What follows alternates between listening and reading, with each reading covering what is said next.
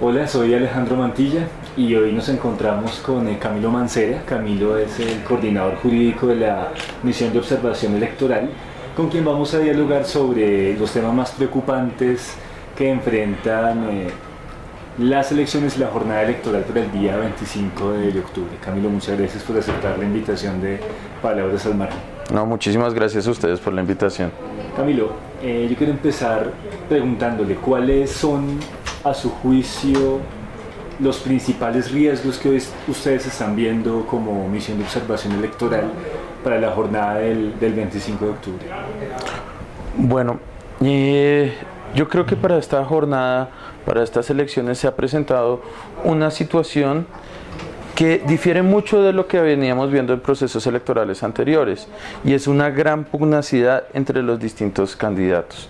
Digamos, tenemos regiones donde se están enfrentando distintas casas políticas fuertes, se da una gran lucha entre los dos candidatos, hasta el punto de generar ciertos riesgos de violencia política, de afectar la integridad o la vida de otro candidato.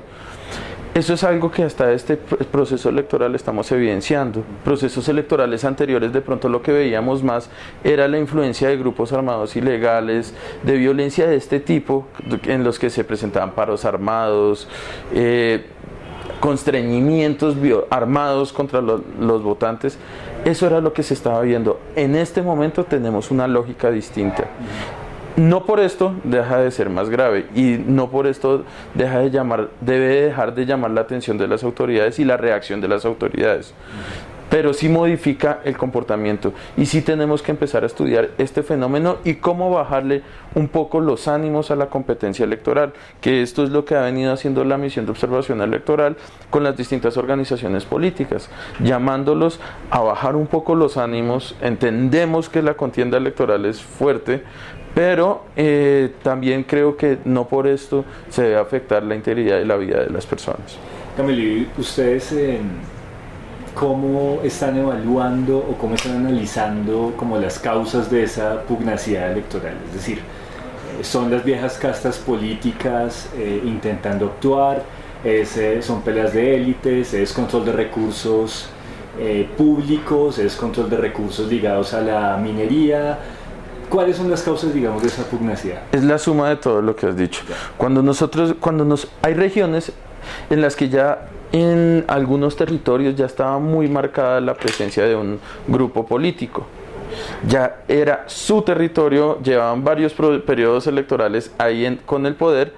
Lo que está pasando es que están entrando nuevos grupos políticos que vienen con muchos recursos y entran a generar una competencia ahí.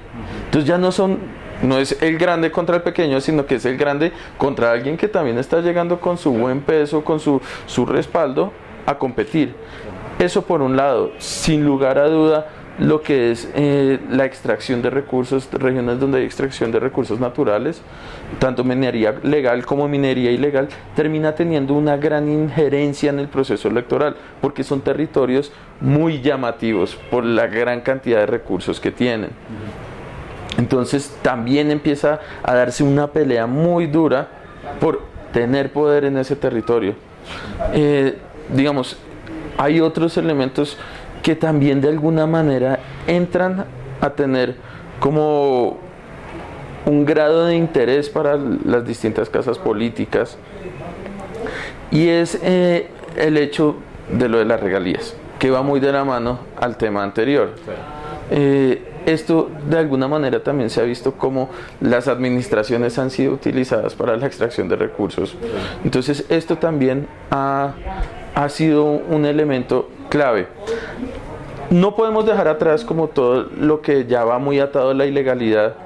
Entonces, por ejemplo, nosotros en Colombia todavía seguimos teniendo unas rutas de narcotráfico, unas rutas de contrabando que son muy importantes para los malosos. Entonces, por ejemplo, cuando uno habla de todo lo que es el Magdalena Medio y la salida por el Catatumbo hacia Venezuela, pues es una ruta que ya tenemos identificada. La que va por el sur del Meta Norte de Guaviare y sale al Bichada es otro territorio que también ha sido muy marcado por aventura, de pronto. Hacia el occidente, hacia el Pacífico, tenemos la ruta de Buenaventura, la salida por el Cañón de las Garrapatas, que es hacia el sur de Chocó, norte del Valle, y que sale también por Valle hacia el Pacífico. Digamos, tenemos unos sectores que son bastante complejos, donde el narcotráfico, el contrabando, el tráfico de armas sigue siendo un elemento indispensable para tener poder político en esos territorios. Bien, hay algunas personas que afirman que en estas elecciones está ganando incluso más peso en la incidencia electoral la plata que viene, por ejemplo, los recursos de la salud, de los recursos públicos, de servicios públicos incluso, y que esa plata está siendo incluso más importante para las elecciones que el mismo narcotráfico. ¿Ustedes cómo están evaluando eso? Bueno, vea, esto lo voy a contextualizar un poco con una herramienta que nosotros tenemos, que se llama Pilas con el Voto. Pilas con el Voto es una herramienta de recepción de irregularidades. Cualquier ciudadano puede ingresar y presentar la irregularidad que está evidenciando. ¿Por qué hago referencia a este tema? Porque a través de Pilas con el Voto, lo que ha pasado es que para este proceso electoral hemos recibido más de 400 reportes sobre posible intervención indebida en política por parte de funcionarios públicos. Cuando uno está hablando de la intervención indebida en política, uno está hablando de fenómenos como que el alcalde sale con el candidato, con determinado candidato, en plaza pública, en un evento público, haciéndole proselitismo a este. Eso es una conducta que no está permitida, que es ilegal. De hecho, es un delito y es una falta disciplinaria. Pero la intervención indebida en política no se queda solo con eso, va más allá, y es la utilización de los recursos públicos a favor de una campaña. O también está el hecho de presionar a los empleados para que apoyen una determinada campaña. Entonces son fenómenos que todos se juntan para presentar esto que tú me planteabas hace un momento, la utilización de recursos públicos a favor de una campaña, de una candidatura. Es un fenómeno que se está viendo en el país, que la ciudadanía ha venido reportando, que ha venido denunciando, y precisamente el caso que tú planteabas de las entidades de salud, por ejemplo, también se habla mucho de las universidades públicas. Son escenarios que son muy funcionales para ese servicio, teniendo en cuenta que tienen grandes plantas de personal en las que el director, el jefe, puede llegar y decirles a todos sus empleados: necesito que me voten por este candidato. Y no solo eso, sino que además me tienes que conseguir 20 personas que voten por esta persona. O si no, no hay renovación de contrato. O si no, entonces no te voy a dar los beneficios que podrías llegar a acceder. Bien, Camilo, en esta coyuntura electoral ha habido una particular discusión sobre el llamado fenómeno de la transhumancia. Se han denunciado casos a lo largo del país y además el Consejo Nacional Electoral pues ha tomado varias decisiones. ¿Cómo están ustedes evaluando ese fenómeno?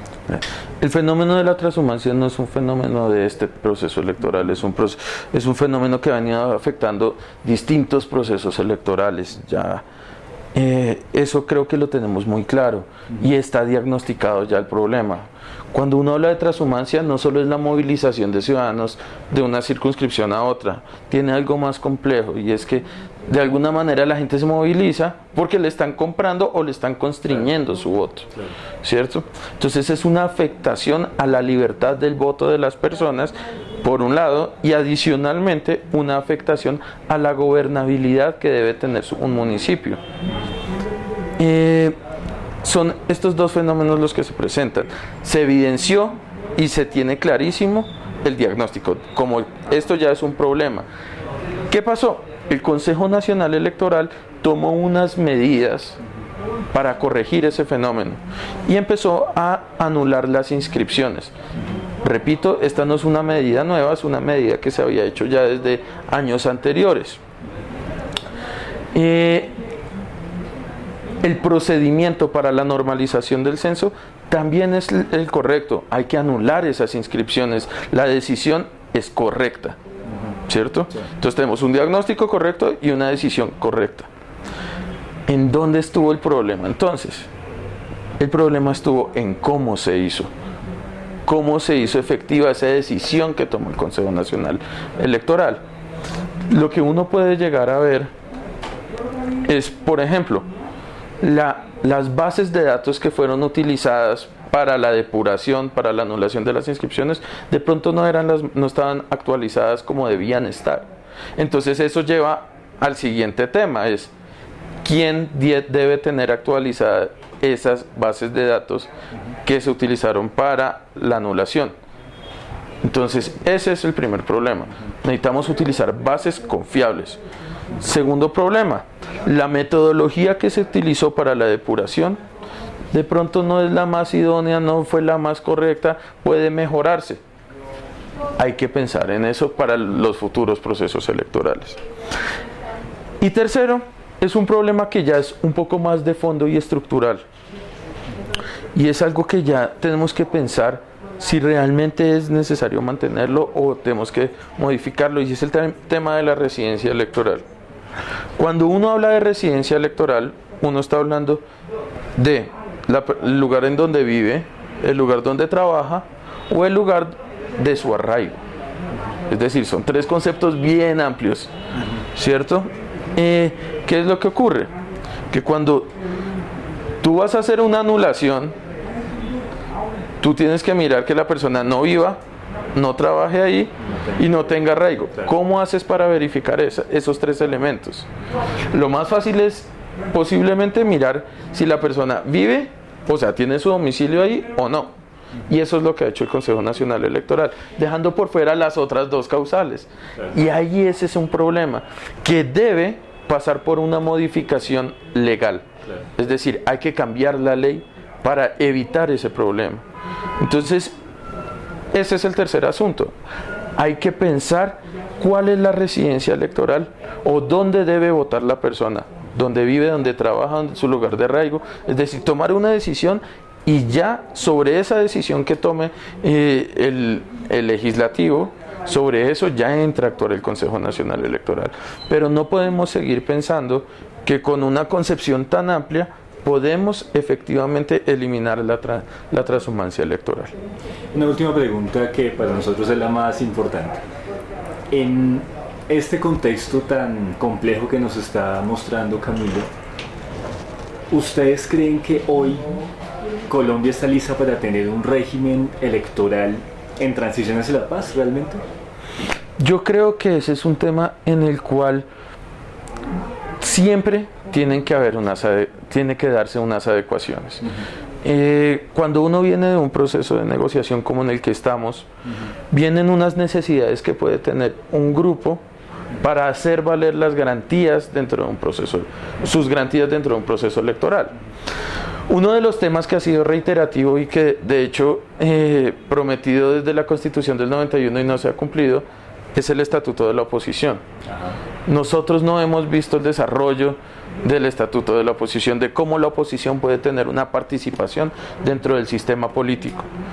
Y eso es algo que nosotros tenemos que empezar a modificar ya, que hay que crear ya. Entonces, no estamos preparados en ese punto, por ejemplo. Hay que pensar que si entra un grupo bajo las condiciones en las que nos encontramos, también hay que darle unas garantías de participación. Acá tenemos un antecedente muy feo ya sobre la participación de grupos de izquierda.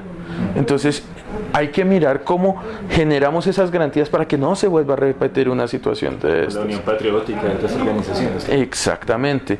Entonces, bajo esta lógica hay que mirar de qué manera podemos proteger el derecho a la participación política que se está dando. Un tercer tema, que también es algo que desde la misión de observación electoral hemos peleado mucho y que creo que hay un consenso general sobre esta problemática, pero nunca se ha hecho nada, es la conformación de la autoridad electoral. El Consejo Nacional Electoral en este momento es un órgano político que se elige bajo la siguiente lógica, y es: los partidos presentan unas ternas y son elegidas en Congreso. Entonces, tenemos un órgano que es supremamente político, impartiendo justicia. Política, claro. Regularlo, te lo concedo, háganlo, así está el Congreso, pero impartir justicia es un problema que va mucho más allá. Y es más notorio y es más complicado cuando tenemos bancadas grandes o tenemos coaliciones grandes en las corporaciones públicas como el Congreso. ¿Por qué? Porque esto se refleja también en la conformación de la autoridad electoral. Entonces tenemos un grupo político muy grande impartiendo justicia a los partidos pequeños. Y bajo esa lógica no puede funcionar un sistema que garantice la participación política, y pues en un contexto de paz muchísimo menos. Entonces sí que hay que replantear este modelo de autoridad electoral. Tenemos que separar la impartición de justicia de lo que es la reglamentación. La reglamentación, perfecto, puede ser de los partidos políticos. Es decir, que entre los partidos se pongan de acuerdo de cómo debe desarrollarse la publicidad, cómo debe desarrollarse la campaña. Muy bien, pero otro tema muy distinto es impartir justicia, sancionar a una organización política, sancionar a un candidato. Y eso sí debe quedar en manos es de un juez. Claro. De esta manera, este Consejo Nacional Electoral que tenemos no está funcionando para un escenario de paz. A ver. ¿Vale? Muchísimas gracias y que el 25 todo salga bien. No, gracias a ustedes por la invitación y que así sea.